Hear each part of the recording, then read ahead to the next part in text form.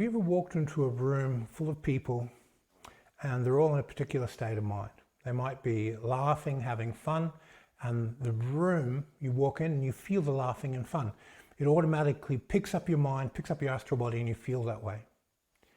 This energy of the room is what you have to create when you teach. Let's say you walk into a room and everyone's meditating.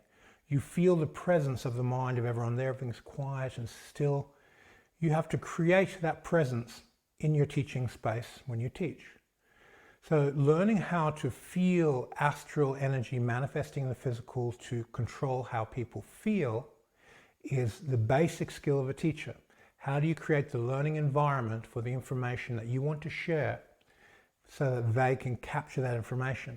Whether you do it through expressing your personality, whether you do it through energy or music, environmental triggers, you have to find a way of controlling the environment to lead people to where you want them to be.